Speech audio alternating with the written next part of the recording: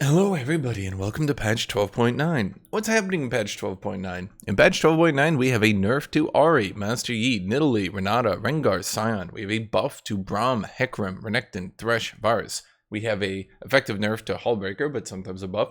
And we have a total rework on Olaf and Taliyah, while a minor adjustment on Pyke. So what are we going to be doing in this video? I wrote this out like this, and these have helped make my videos better because it gives you guys more idea of what to expect. And one of you guys put in the comments and said like, oh my god, don't do that, that makes it seem like a college essay. Well, when do you think I learned how to make videos and essays? I've learned it's actually quite good to just sort of organize your stuff, is it not? So first off, this is not the survivability update. That is next patch. Ride put out the details and some stuff on it earlier, but next patch is when that's happening. Okay. I'm going to be going a bit more in-depth into champion coverage because a lot of you guys have wanted, I mean, to be blunt, a lot of you guys have wanted more champion. You guys basically have just wanted more in-depth patch videos like how I used to do. I used to always make them like over an hour long, and I started to try to streamline it, and I guess some of you just didn't like the streamlining and you just want me talking for 9 hours, which is fine. If you want to put this on your second monitor and just listen to me for 2 hours, great. I don't know if we're going to get to 2 hours. We probably won't, but whatever. Olaf and Taliyah will come after the rest. That is because they are very long. These are full reworks, and I think it's best to go over the normal patch notes and then go over Olaf and Taliyah. The bug review will come next, and then the skin review will be last. Now, as for this, the challenges review, these are basically achievements, and I might talk about these later, but for now, I'm not going to. So, as always, make sure to like, make sure to subscribe, make sure to leave a comment down below. If you want to discuss anything, that's great. Without further ado, let's go into it. So, that's Olaf and Taliyah right there. First up, we have Ahri. So, Ahri has been quite broken for quite some time. If we look here at Masters Plus, she has a disturbingly high pick rate and ban rate and win rate. She is monstrously overpowered. Now, for those of you guys who know, and this is a pretty typical thing, I'm going to move my camera just a little bit over here. At the high ranks, the early game tends to be more important. At the low ranks, then the early game tends, or say the late game tends to be more important. Does everybody have that? High ranks, early game, low ranks, late game. Okay, so Ahri is still quite good with a high pick rate, good ban rate, good win rate at the low ranks, but it's particularly the high ranks where Ahri is very, very, very, very overpowered. Let me zoom in for that for you guys. So the thing with Ahri is they want to target mostly the high ranks. Everybody get this. I hope I'm being clear here. So what are they doing? Spirit Rush is going from 130 to 80 seconds cooldown to 140 to 90. While in the late game, this isn't really the biggest deal. In the early game, an extra 10 seconds can be impactful. In addition, her charm cooldown is going from 12 to 14. That means if she misses her charm, there's way more time to react and do stuff about it. This is just a substantial nerf to Ahri because Ahri is substantially overpowered. And as you go up the ranks, she just gets way, way, way more powerful. Braum, I'm gonna be dead honest. Let me go. I haven't seen Braum in so long. I don't even know how to react to this champion. This used to be my go-to support. I used to get autofilled in support a lot more, like 5-6 years ago when well, there were a lot of, I'm not gonna go into it, but yeah, I used to play Braum and Alistar a lot, and Braum was always my go-to guy. Braum has not been powered up in like 9 years, and he still does damage, but it's not that much damage, and he kind of has a shield, but it's like by modern standards it doesn't shield that much. I mean, 40% of damage when you die in one hit. I mean, okay, great, so you take 2 hits. So what are they doing? Braum is getting the cooldown on his passive reduced. It'll still be 8 seconds early game, which is a bit sketchy to me because Braum's early game is particularly weak right now. I know in the past Braum had an issue where he would just W a minion next to like the AD carry, the support. He would just W next to the minion and then just start attacking them, and then his ally would run in and then they'd just automatically win everything, right? But I know that was in the past an issue, but I don't think it's been an issue for quite some time. If anything, Braum can even make a good counter engage, Wing to his ally, shielding, and he'll still lose because he's just so understat right now. I mean, we look at his win rate and pick rate there. Let's put it this way, for a champion who is supposed to be an actual support, he is barely performing better than Pantheon. And Pantheon fills, ironically, an actual similar role to Braum in a lot of ways. So, yeah, he's not good right now.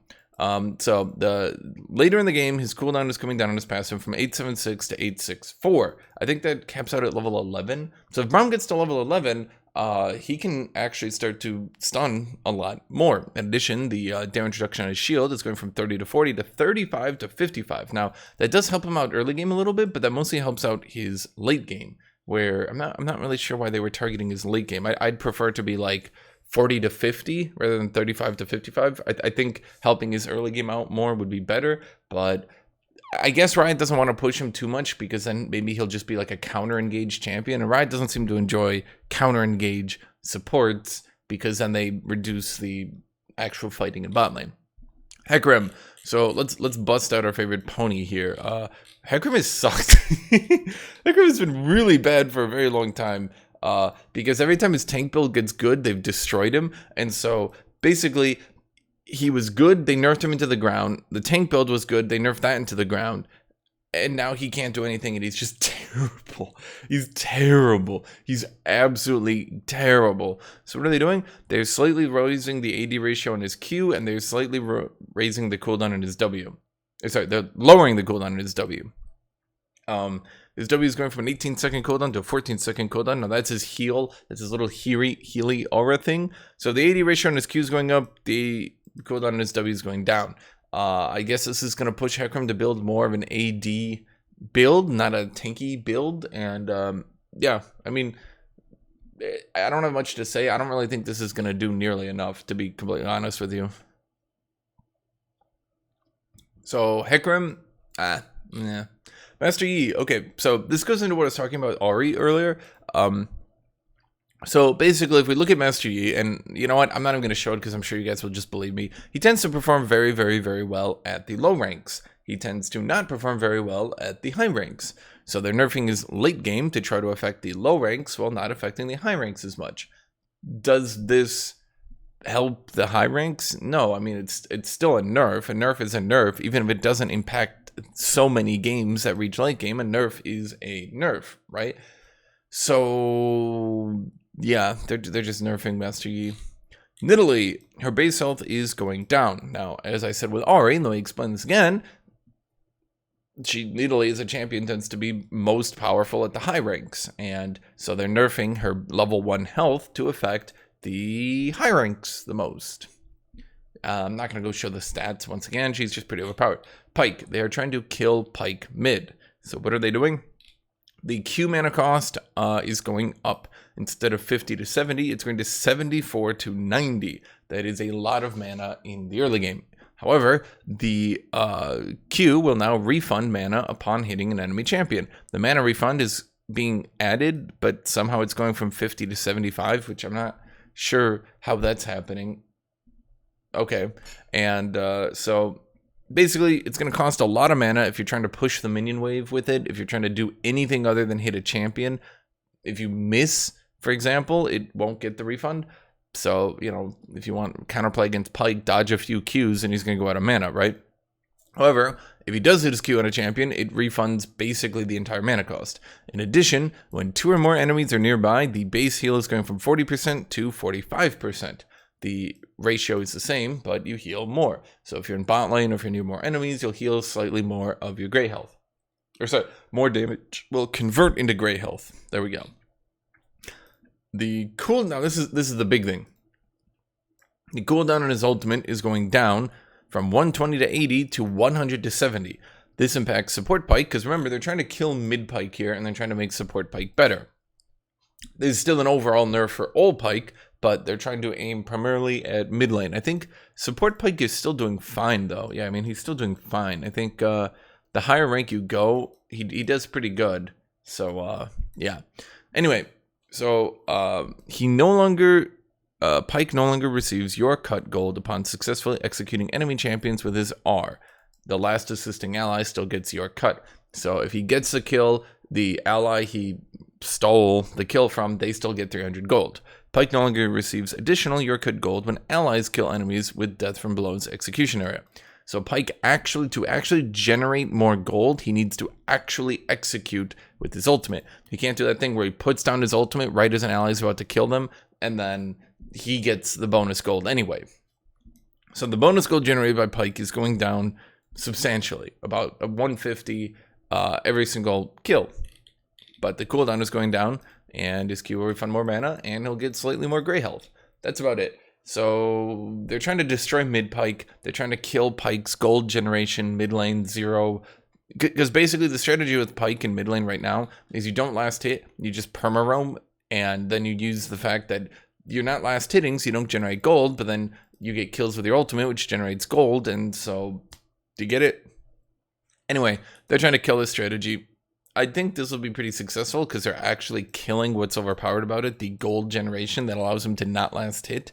I'm not sure Pyke shouldn't be a mid laner. Maybe he's too good at being a mid laner, but they definitely do not want him to be a mid laner. They want him to be a support 100%. These changes definitely help out his support and try to counteract how much they're nerfing his gold generation. On to Renata Glasc. So Renata has actually been overpowered for quite some time. Literally being the highest win rate support at Masters Plus, she's pretty overpowered. She might not be very noticeably overpowered. I mean, every so often she can revive an ally, and that's annoying, but otherwise, I mean, you can see with her low ban rate, despite literally being straight up the best support in the game, nobody really cares to ban her. More people would want to ban Yuumi or Pyke, right? So Renata's been kind of low-key overpowered for a while. So they're nerfing her passive damage both ways. But they're buffing, I should say doubling the AP ratio. So it'll do less damage baseline, but it'll scale better. And then her base armor is going down by 2. So once again, this is primarily targeting the high ranks. If we look here, Renata is still a little bit overpowered at the low ranks, but not like that much. By lowering her level 1 armor, that primarily impacts her early game. By lowering her early game damage, but buffing the scaling, that makes her late game potentially a little bit better, but hurts her early game. So they're trying to hurt Renata, period. But in particular, they're trying to affect her early game and therefore the high ranks. Renekton. Okay, this should actually have been considered a little bit of a rework. In my opinion, this should have been considered a little bit of a rework. But I guess Riot didn't. So what Riot is doing is Renekton, the cooldown on his W in the early game is going up from 13 to 16. That's a pretty big nerf for anyone who plays Renekton. That means the amount of time that Renekton can go in, whack you with a W, and then go out, that amount of time is going up substantially.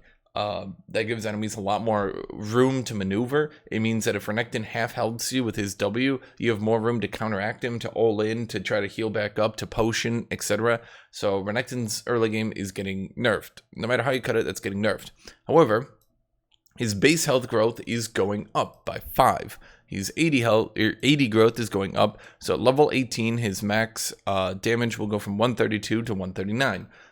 Remember that his W damage does scale on max AD, so this does buff his W damage in the later game. And in addition to that, his W damage itself is going up rather substantially from 135 per hit to 195 per hit. That's a lot. Now, I'm going to double check here just to make sure I'm not talking out of my ass, but I'm pretty sure that's per hit. No? So, oh, no, it's not per hit. That's... Okay, then the way they word this is super weird. Because they're... Okay, I actually need to explain this because a lot of you guys are going to be super confused because even I was confused. What they are doing here, for some reason, they are listing the total physical damage when empowered, but they're listing the AD ratio per hit, but then showing the base damage in total.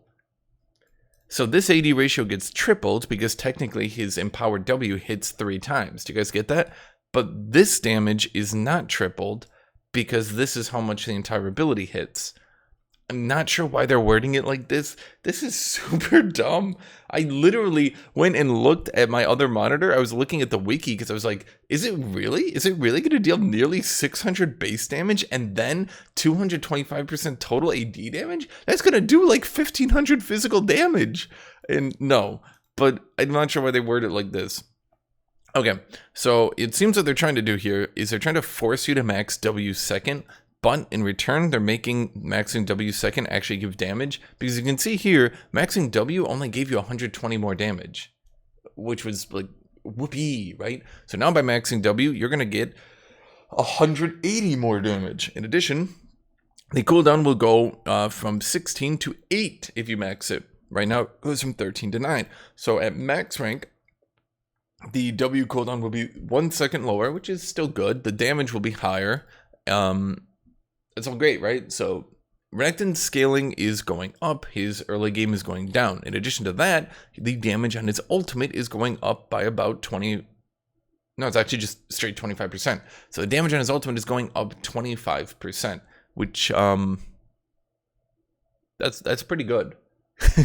So instead of 40 to 120, he's going to 50 to 150. Now, Riot did mention they're not going to buff Renekton after this, because with the survivability update coming next patch, they think that by giving Renekton the additional magic damage on his ultimate and the better scaling on his W, that they think that the survivability change will actually benefit him, because he'll be able to stand next to people in his ultimate more. You might be able to do a more tanky Renekton build, something like that. Everybody get that? Okay. Whether or not you agree that the survivability update will benefit Renekton, I don't think it will. But that's Riot's mentality. If you agree with that, if you don't agree with that, I don't know. But in total, look, going to 50 to 150 magic damage per second to everyone around you, that is a good chunk of magic damage, right? But I mean, to be blunt, Riot, it's not like if the cooldown on his ultimate came down, maybe if it was like 120 to 100 or even 120 to 80, maybe, so that like in the later game you could use it more often. But at 120 flat, that does mean like if you're in the late game and you engage on someone in like the split push and you pop your ult and they run away, you're not getting your ult back for a good long time. Most ultimates, I mean, 120 flat, that's like something in like season 1, most champions had 120 flat on their ultimate, right? I think basically every champion in the game has their ultimate come down from 120 flat. I'm pretty sure basically every champion has been updated. Yeah, even Annie, who was like the 120 flat queen, even her ultimate goes from 120 to 80 now. So just an opinion to Riot, just an opinion. If you think that this change is going to benefit Renekton in the survivability update, I would 100% push his ultimate from 120 flat to 120 to 80. That way, opponents like can play around it a little bit by like engaging away from it, but it doesn't mean that like disengaging from a Renekton who's used its ultimate, it doesn't mean that just totally shuts him out from all this power that you've given him. Does everybody get what I'm trying to say here? Okay. So on to Rengar. This is gonna do nothing. They're reducing Rengar's W damage to monsters by 20, which is a buff they did earlier. They did that and now they're reverting it. Does everybody get that? Okay. So the problem here is if we look at Masters Plus, Renekton is literally the most broken top laner. If we look at Masters Plus, Renekton is literally the most broken jungler. By the way, no nerfs on Rek'Sai. I guess they're assuming that the durability update will stop Rek'Sai, Wukong, Vi. I don't know. I don't know about this one, Riot. Anyway, yeah, I don't think this is going to be nearly enough. I think in particular, Renekton scales really well. So I don't think the durability update is going to really fix him. Maybe they think him not being able to one-shot people, but here's the thing. Renekton is basically one of those champions who the durability update was for. He one-shots people so hard that he one-shots them through their survivability. Like, if you gave every champion 300 more health, Renekton would still kill you in one combo.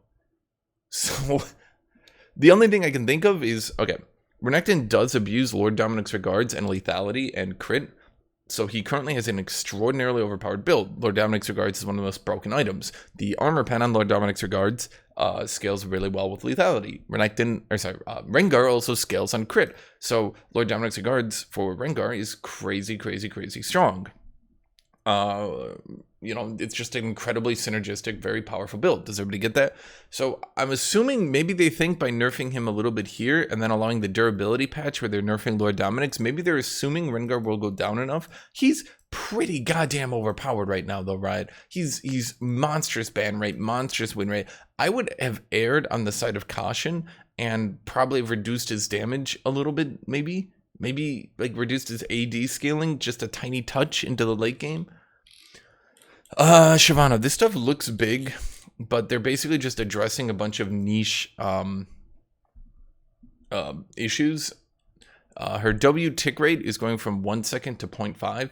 I don't know why abilities like this don't have their tick rate on like 0.2. Why does it only damage twice a second? Like even after this buff. So let me go over this.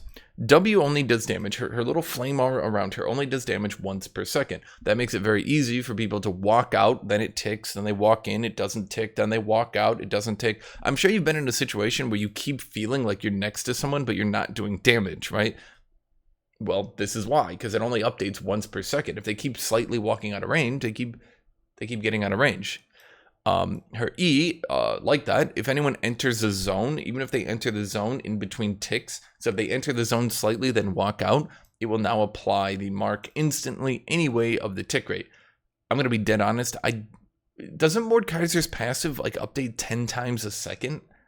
And her W can only update every 0.5 seconds?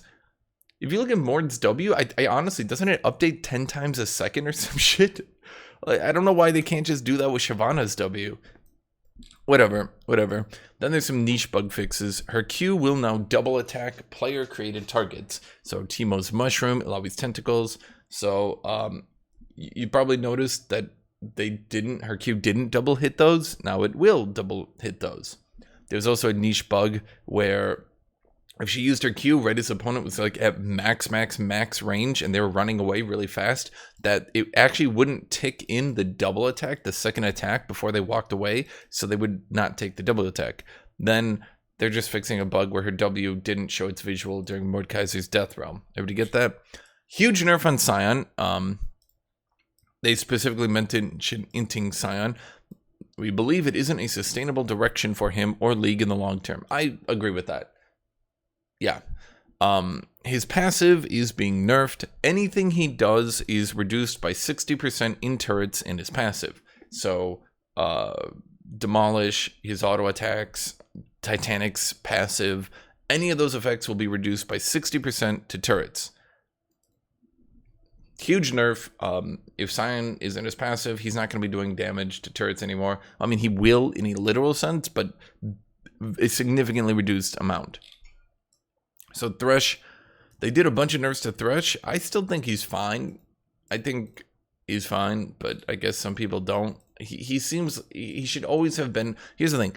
Thresh should always have been a niche counter pick, and I definitely think that the durability update benefits him because he does better in longer fights. Is he as good as, let's say, Nautilus in just throwing his Q out and hitting someone and then running up and one-shotting them for full HP? Is he as good? No, but that wasn't his role. His Q gets a reduced cooldown if it hits people. He has a slow on his E and a knockback. His ultimate slows people. His W pulls people away. He's really good at positioning and repositioning people, right? That's just better in longer fights. I think he was going to do better in the survivability update no matter what they did, and I think they should have waited for that. That's my opinion. Anyway, the ability power and bonus armor per soul on his passive is going from 0.75 to 1. In other words, the more souls he picks up, the more ability power he gets, and the more armor he gets. I've actually thought Thresh players are always really bad at picking up their souls. They kind of just didn't give a shit. I feel like, and maybe this is me being biased, I always kind of felt like Thresh players were bad.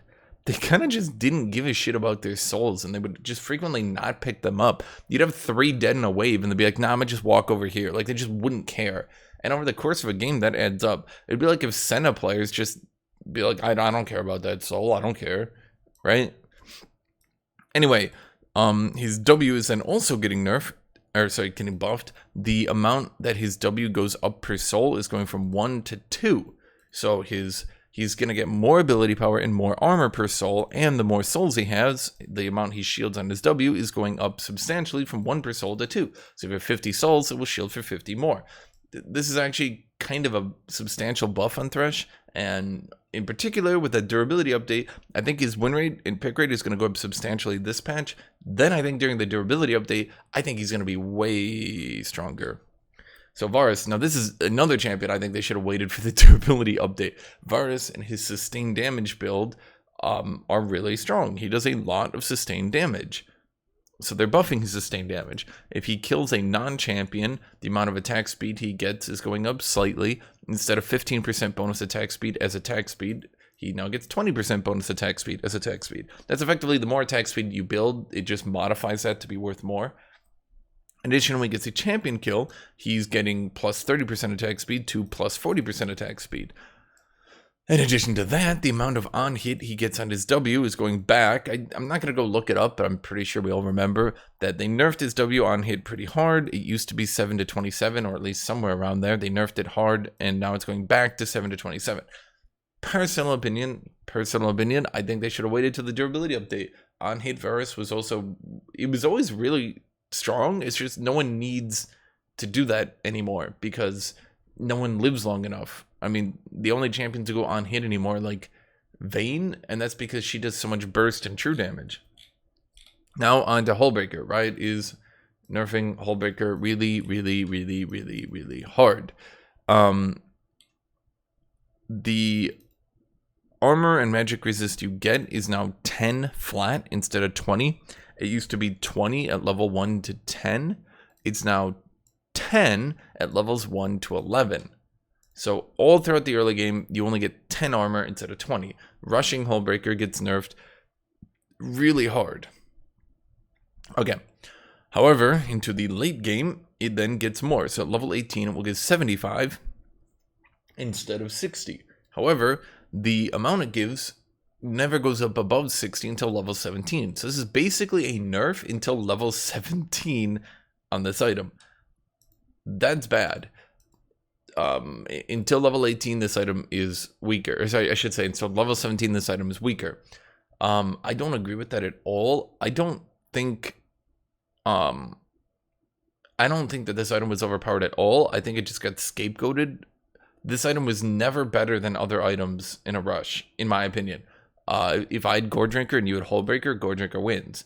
If on a second item I had Death Dance and you had Hullbreaker, Death Dance won. Very, very few champions deal both armor and magic resist types of damage. So, in a sense, it only gave armor or magic resist in a 1v1. If I was fighting Annie, it would really, realistically, it's only giving me magic resist, right? I mean, how much physical damage is she doing? If I'm fighting Aatrox, it's only giving me armor because Aatrox does 0 magic damage, right? So if you built the defensive item that corresponded to whoever you're trying to split push against, it did better. Now, did it make you more resistant to them trying to lane swap and stuff like that? Yes, but particularly in a rush, trying to pretend that this item was broken. I've been looking at the stats of this item for a long time. I did not think it was broken, basically ever. The second problem I'm seeing here is with 75 armor and magic resist late game, I highly suspect we're going to see last item Hullbreakers now. In the late game, you're going to see a Zed or a Talon. They're just going to go last item Hullbreaker, and they're just going to start forcing a split push. If a game gets to level 18, late game shit, I highly suspect we're just going to see Talon build a Hullbreaker. Now that he has 75 armor and magic resist, he's just going to start split pushing, and that's going to be difficult to break. So you're going to see a lot of champions who are supposed to be beating Talon or Zed 1v1 who can no longer actually kill them because they have so much armor and magic resist in addition to 400 health, and they're just going to start split pushing with this item. That's what I'm thinking this is going to happen, that Hullbreaker is effectively going to be dead for the majority of champions and majority of games, with the brief exception of seeing janky champions buying it at level 18 when the game has kind of gotten to that hyper late game, and I don't think that's good. In addition to that, the passive now only applies to attacks. So not minions, not Maiden of the Mist, not Demolish, not Titanic Hydra's passive, none of that. So it's getting nerfed, period, and then it's getting nerfed really hard all game. Effectively, Hullbreaker is dead. Unless you're last iteming it to force really janky split pushes. Yeah. I don't think this is a good idea at all. I think this is gonna. I think what's gonna happen to Hullbreaker is what happened to ZZ is really only gonna be used in extremely jank situations. Like if you remember how ZZ was literally only used as a last item, you'd sell your Guardian Angel that was removed. You know, like if you popped your Guardian Angel, you'd sell it, buy a ZZ put down a thing, then you just in 5 minutes you'd sell your ZZ Rod back for the Guardian Angel at like the 40-minute mark. That was all ZZ Rod did, so they eventually removed it. I think that's going to be Hullbreaker. It's just you're only ever going to see Hullbreaker anymore in extremely jank strategies of late game assassins and shit that want to start split pushing and beating bruisers, and that's all it's going to do, and it's just going to be really bad for the game. So with that said, now let's go back and we'll look at Olaf and Taliyah. Now, Olaf and Taliyah. Hold on, I need to sneeze. I can't talk until I sneeze.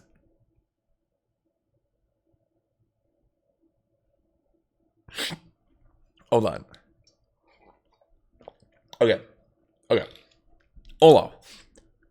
Olaf's late game is going up substantially.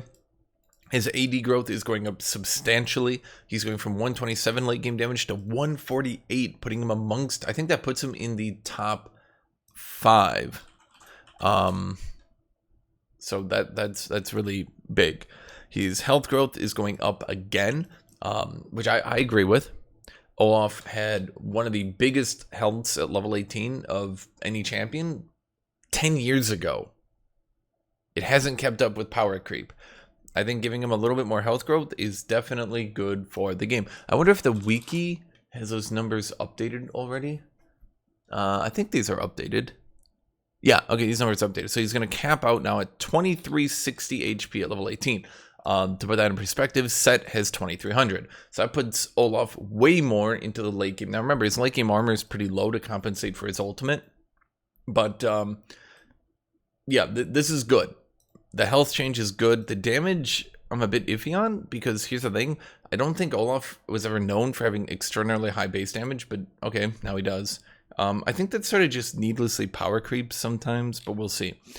So this is just a total rework, okay? So just note here, his base stats are going up substantially. His passive is going from 99%, because remember, if he ever got 100% attack speed, he'd be dead.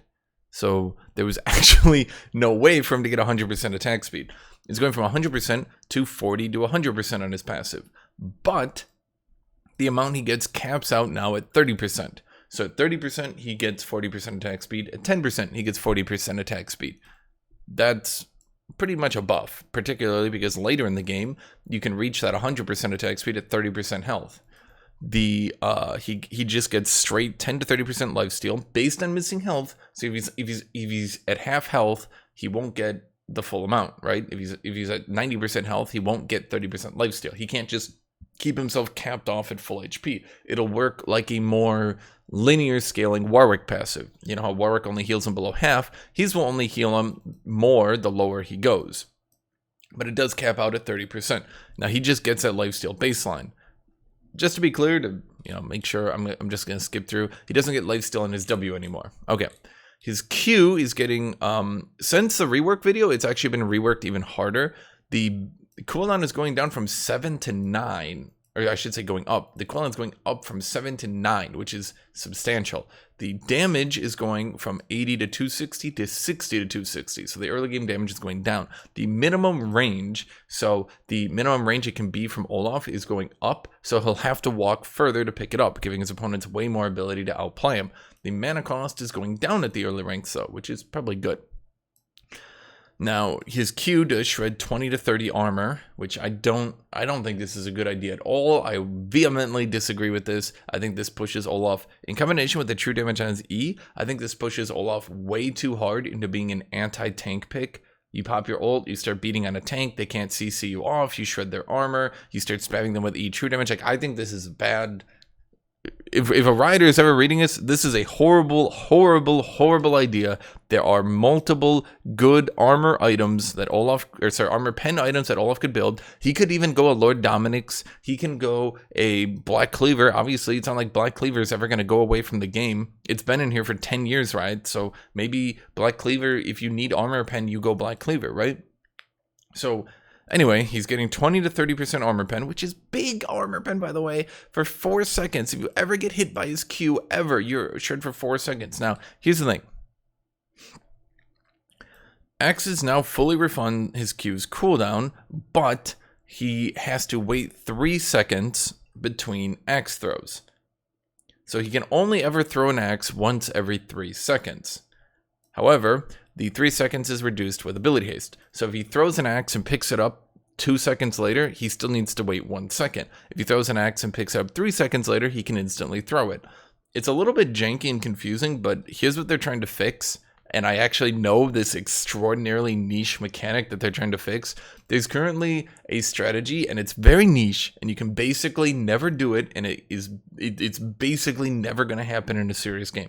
You can throw an axe, and if you have enough ability haste, you can then throw a second axe, then pick up the first one, throw it, pick up the second one, throw it, and you can actually literally chain your axes. So if someone is close to you, you can literally just go X, X, X, X, X, X, X. And throughout the early game, this can do pretty good damage, but yeah. So, included a quality life to Olaf's Q Undertow, so that now grants ghosting more consistently to jungle monsters who are hit or near when Q is cast. So basically, if he hits his Q on a jungle monster, he can now walk through that jungle monster to pick up his axe. And they're trying to make that more consistent. Whether or not it'll work, I mean, okay. His W has been renamed to Tough It Out. It's no longer Vicious Strikes. We'll explain why. The cooldown is going from 16 to 16 to 10. So the later game, lower cooldown. The attack speed is going from 50 to 90 to 40 to 80. So less attack speed, more reliant on his passive to get attack speed.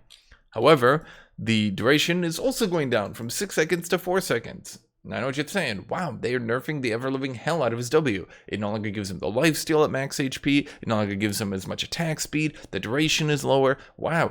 Well, here's the thing. It gives him attack reset, and it gives him a shield. Yes, Olaf now has a shield. The shield is now it's 10 to 150 plus 25% missing health, capped at 30%.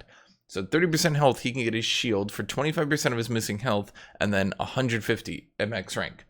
10 plus 25% missing health at rank 1. So that shield lasts for 2.5 seconds.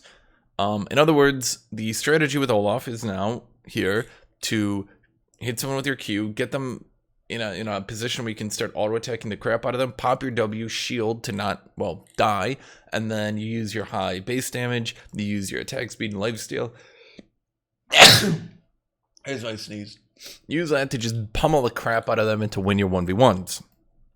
So, yeah, from your opponent's perspective, they want to kite out this shield because it only lasts 2.5 seconds. They want to kite that out. They want to avoid your Qs. They want to get away from you. To get that, so they're trying to add more gameplay and counterplay. They're trying to add more like big Olaf plays where he's like, I don't know.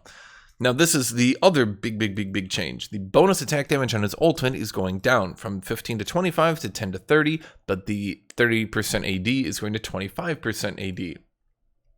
Personally, I think they should have made it 20, 25, 30. That would have probably been more fair. The duration is going down to 3 seconds from 6. The passive resists are going from 20 to 40 to 10 to 40. However, the bonus resistances from his passive are no longer lost for the duration of the ability. That means, in effect, Olaf will be a particularly good anti-mage pick, because that means Olaf will, late game, by default, have, it's 93 magic resist. Even the 10 magic resist in the early game is fairly good because of things like Sork Shoes. A lot of mages rely on magic pen in the early game. So with him keeping it during his ultimate, that doesn't mean mages just wait for him to pop ult, then burst him, and he dies as if he never had any magic resist. That now means he keeps them. His armor is pretty low still at 86. So even with the max rank of this ability and level 18, he only has about 15 more armor than other juggernauts. So don't think that he's going to be some crazy super tank. Like compared to Darius, he only has, I think it's like 15 more armor at level 18. So it's mostly the magic resist component that's good here, which is, probably fine. Now, here's the thing. You notice the duration went down to 3 seconds. Now, hitting a champion with a basic attack or E extends the duration of Ragnarok to 2.5 seconds. Olaf can refresh Ragnarok indefinitely. Now, this is what I was talking about when Olaf is an anti-tank pick. With his ultimate cooldown at 100 to 80, and the fact he can keep it up permanently, and the fact that he can shred your armor with his Q, and the fact that he's got a shield on his W, and the fact that his ultimate now gives them the magic resist the entire time. Lots of champions, like let's say Ornn, let's say Sion, let's say even some like Poppy, will basically have nothing they can do against Olaf, which I just totally disagree with. I think the culmination of all these changes is if you ever pick a tank in top lane, not only do you have to worry about Vayne, not only do you have to worry about Fiora, but now you have to worry about Olaf. And there's just, I literally don't think there's anything anyone will be able to do about Olaf as a tank anymore. You can't try to burst him during his ult anymore because of his W shield, because of his ult magic resisting. You can't try to tank out his ultimate because of his Q armor shred, because his ultimate will go, well, infinite. Yeah, I actually, Riot, I'm telling you right now, this is going to be very unfun for tanks. For non-tanks, though, let's focus on the good part here. Let's focus on what makes this fun. For non-tanks, though, this is a very fun change. This is a very good change. I like this change. So, yeah. This actually makes it look like a lot more fun. In particular, they want to push him into top lane, I think. Yeah, but also allow him to take a new place as a viable top laner. So they are pushing Olaf as a viable top laner, which is good. Because I used to play a lot of Olaf top. To this day, I think Olaf is one of my top 3 mastery champions, because I used to play Olaf top so much. So this is a good change. I'm looking forward to this change. This is a fun change. Yeah. Now for Taliyah. I had to read these Taliyah changes really hard because they're quite confusing at first glance. But let me try to explain them all, because you will need to know these when you're fighting Taliyah now. Okay. Taliyah's base health is going from 531 to 500. Her base, all these stats don't really matter. Her base armor is going down from 20 to 18. Her movement speed is going from 335 to 330. She will be slower and squishier. However, her passive, when you're not near terrain, it will take 2.5 seconds to fall off instead of 1. So her out-of-combat movement speed from her passive when near terrain is going from 20 to 45 to 10 to 55. And instead of being 1 to 18, it will be 1 to 15. In other words, Taliyah throughout the early game will roam worse because she only has 10% movement speed instead of 20, but as the game starts to ramp up at level 9, at level 12, at level 15, she will start getting way more movement speed from her passive. However, all throughout the early game, she'll be squishier and slower. So what you're going to say to yourself, Hashinshin, I don't understand. They made her a late game champion? She's squishier? What are my advantages from this? Okay, so let's talk about it. Her Q is being changed. The cooldown is going down from 7 to 3 to 6.5 to 2.5. Going from 3 seconds to 2.5 seconds is rather substantial. So as you reach the late game, Taliyah is going to kind of start being a monster of ranged harassment. However, the damage on her Q is going down rather substantially. The damage from being hit by one rock is basically being halved in the early game.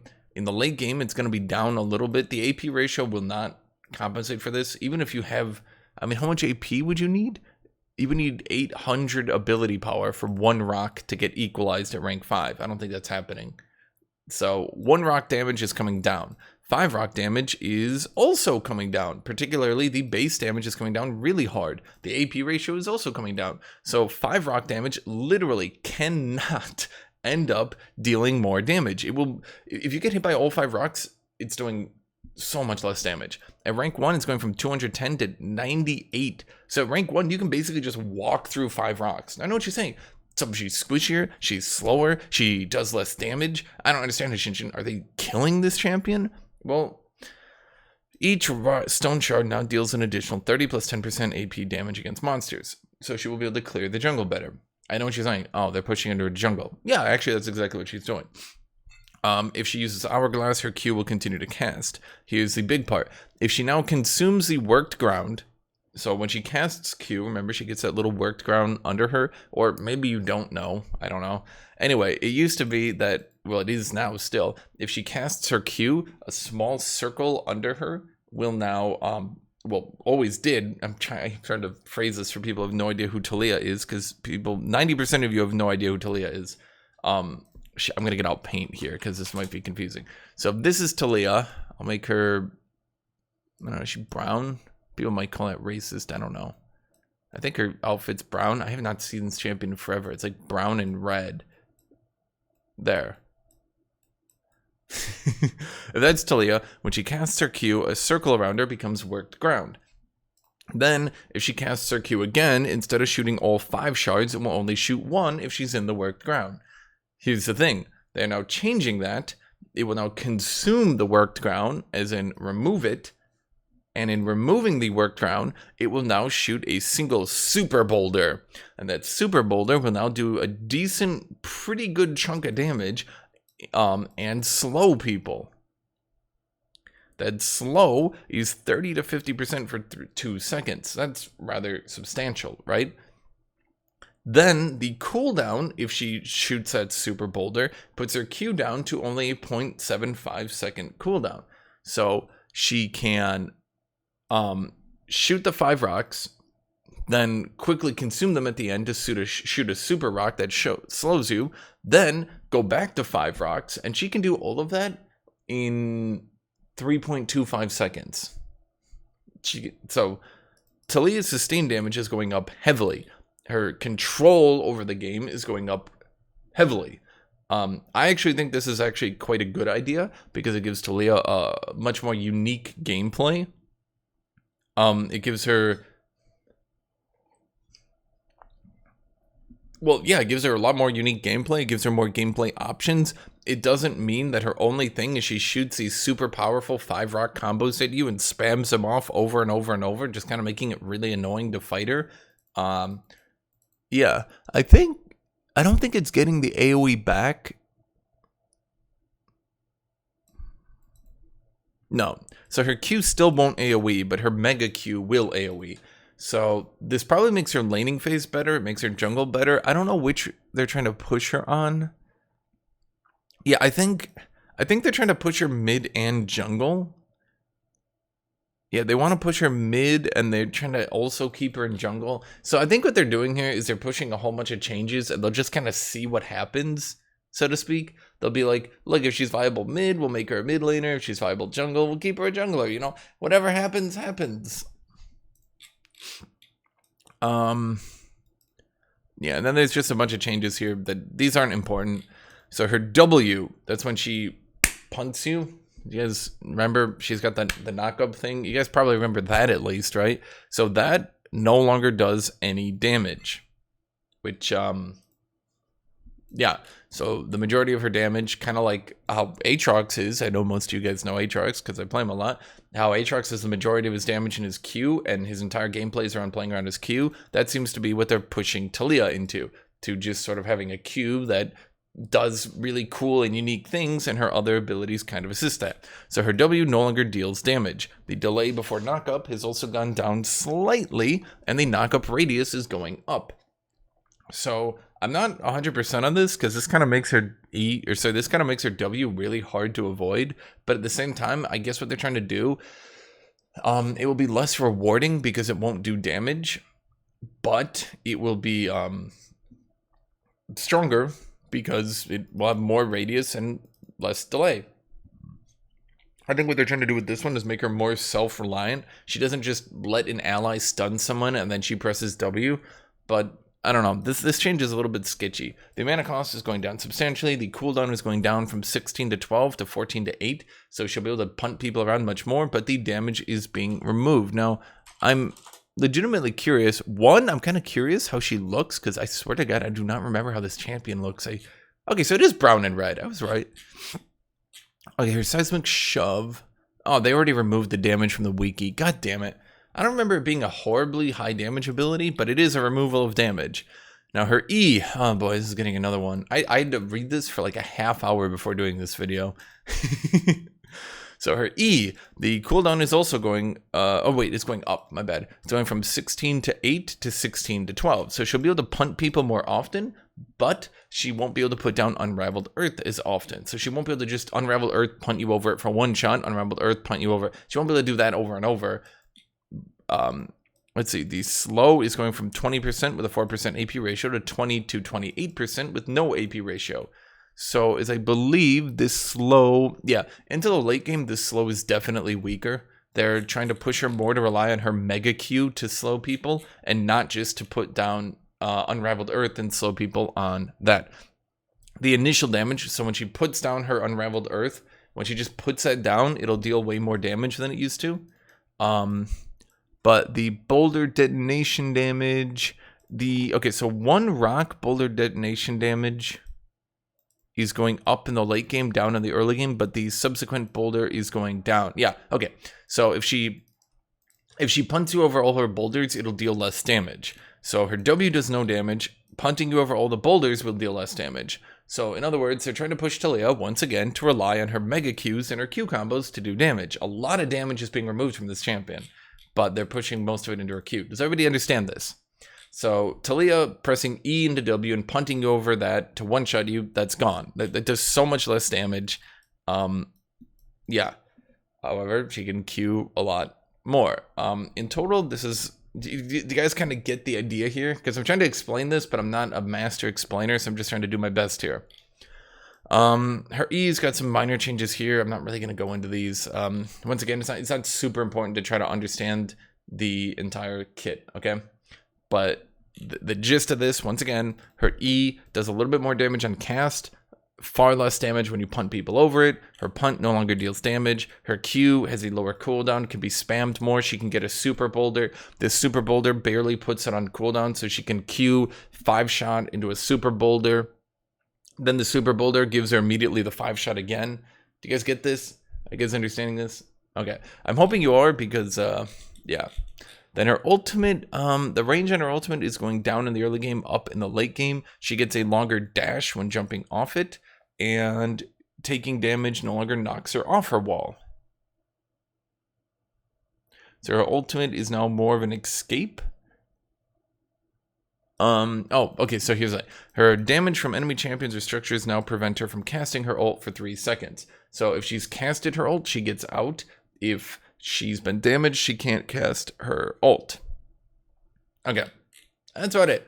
So will this be good? I don't know. Making her squishier and far lower damage and less mobile in the early game is pretty interesting. But pushing her to have a cooler Q that does, you know, cooler things. She can Q, you know, the 5 boulder shot that pew, pew, pew, pew, pew into a big boulder, slow you with the big boulder back into a 5 boulder shot to sort of do like a 1, 2, 3 combo. Using her W more for like positioning with its lower cooldown, easier to hit, to either knock people out of melee or to CC people into stuff, you know, that's more interesting. Her E being this kind of slow plus oh shoot, I totally forgot the most important part of her E. Oh shoot. Here we go. Okay, if people dash over her E, they now get stunned for the duration of the dash plus 0.6 to 1 second. So if you dash over her E, you get hard stunned, and then after the dash is over, so after you land next to her or after you jump away from her, you then stunned for 0.6 to 1 second in addition to that. So this is what I was trying to say. Her W is now more based around controlling people and actually punting them. Her E is now based more on CC and not based on just being a one-shot ability. Her Q now has that combo with the slow, so she seems more of like a long-range control mage, which I know a lot of people are asking for. She's now much more of a long-range control mage and much less of a one-shot short-range burst mage. Okay, and that I think that's pretty much it. This one took a lot more to explain because the Olaf one is basically kind of changing around some stats, adding a shield, blah, blah, blah. This Taliyah one is like, it's like they're totally just reworking the champion into a new champion. So it took me a lot longer to explain, okay? So if you're playing Jax and you jump on Taliyah through her Unraveled Earth, you get stunned. And then she can punt you back into the Unraveled Earth, stunning you again. So she puts down the Unraveled Earth, you get stunned, she then casts W, punts you back again, you get stunned again. Meanwhile, she's casting Qs on you, but in return, she's squishier and she does significantly less damage. So it does look interesting. It does look interesting to have more of a mid-range control, or I should say mid to long-range control mage. I do like this. I do like what they're going with. This is why I'm kind of excited about it, because it looks cool. It looks interesting, it looks unique, and it's not just another dodge the skill shot or she one-shots you mage. Okay, now with all that said, let's go down. That's Clash, Clan Update, bug fixes. Okay, Swain's old abilities are no longer in the client page, which I don't think that's a bug. I think that's them. They literally just didn't update it. I don't think there's any particularly big bug fixes here. Rengar can no longer Q through blind. Okay. At least his spiders will now actually blow up on Baron, which is funny because the idea that Elise is like, go spider, blow up, kill the Baron, and the spider's like, no, I don't want to. Fixed a bug where Taliyah was not receiving the correct amount of healing from her passive laden bow. That's probably a buff. I don't know. I read these, but none of these were particularly impactful. None of these seemed like a big if Wukong E's into Q, it wouldn't stack Conqueror, I guess. That's okay. Just a bunch of, yeah, it's not really the biggest change. So as for skins, let's look at skins real quick. High Noon Katarina. I'm gonna be dead honest, I'm not really the biggest fan of this one. I know what they were going for, but it just, something about it's wrong to me. Leona, yeah, I mean, she looks pretty. A lot of people have been complaining that Leona gets 90 skins a year, but to be honest, I think Leona is probably one of the most popular champions, so what are you gonna do? High Noon Mordekaiser, one of the best skins they've ever made. Swear to God, if you actually look at it in game, holy shit. The actual aesthetic of the skin itself isn't that big a deal. It's the particle effects and the stuff in game is so badass. If you have a chance, I'll make a video on it later so you can wait to watch that one because it's not even gonna be out for 2 days, right? If you want to go watch that one, when I make it, but High Noon Varus and High Noon Talon. I'm not sure why Varus is dashing forward to shoot an arrow. Like this is fate. Like he's in an anime and he's gonna dash and shoot the arrow and yeah. Prestige High Noon Talon. It yeah.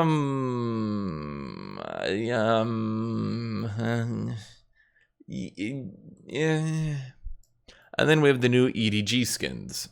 Okay. So as a closer look, we have High Noon Katarina, which I'm gonna be honest, looks about as bad as I thought it was going to. Yeah. I don't really get it. This one kind of looks like an SS uniform. High Noon Leona. Why does she get less chromas? I think for a lot of the High Noon skins, I think they're supposed to look, I think that the particle effects and stuff going on are what looks cool. So I don't think this is doing it justice. I mean, it is kind of, I don't know.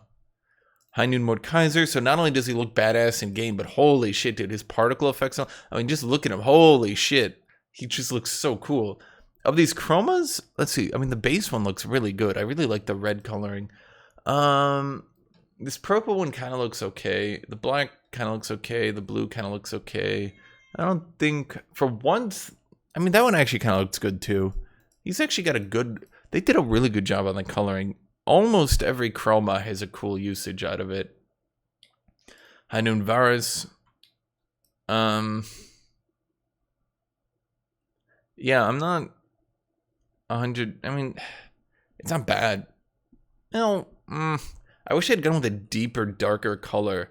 I think that's my problem with it, is its colors just aren't that deep. Do you know what I mean? They're like, it's like they're too white. Every one of these just looks like white plus that color. White plus yellow. White plus pink. White plus green. You know what I mean? It's not deep enough. High Noon Talon. This one doesn't look good. I feel like they don't bring out his coat enough. I feel like his coat was much louder. This kind of just looks like tentacles. It looks like Evelyn Talon. This chroma kind of looks okay. EDG Aphelios with a chroma. It looks like Aphelios. Not sure what to say. EDG Graves.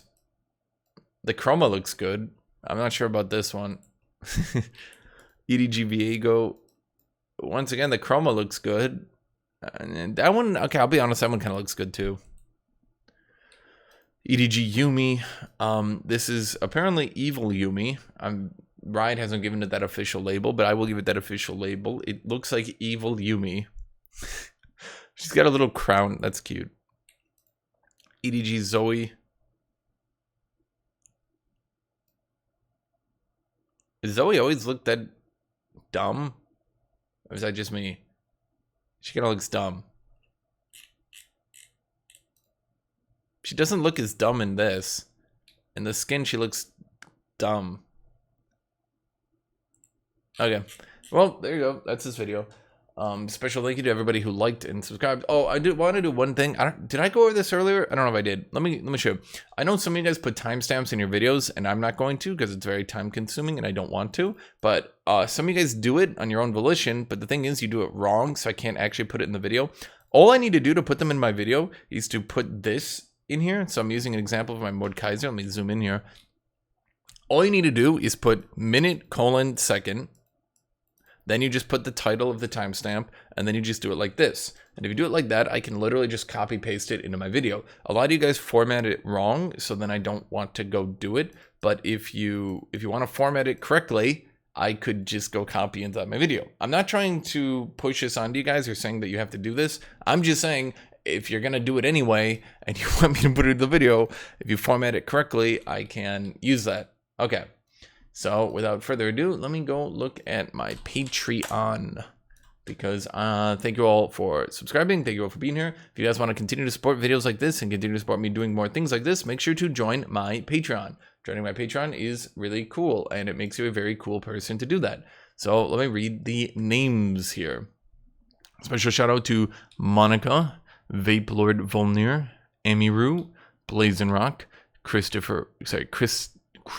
Marks, Crash Pinho, Fire Digior, Guardian Lamartz, Horace the Burb God, Josiah Davila, Kokirli, Malice, Runner, Omar Nunez, Philemon Landry, Sophisticated Fart, Destroy, as M. Zareen, Ben G, British Mapper, Creador, Daniel Fiala, Daisy Mew, Yad God, Fel, Fanaku, Fulyuki, Hentai with Senpai, Hune Arthur, Joseph Stalin, okay, thanks buddies, Kalfos Zeromar, Naptrol, Negative KDA, Noxian Scion, PKZ, Scorpion, Take One, Tomato, Under, Uvo Plaja, Villain, WLC, League of Legends, and Wolfman. Thank you everybody. Make sure to like, make sure to subscribe. Special shout out to my YouTube members as well. And I hope you all have a great rest of your day. Goodbye, everybody.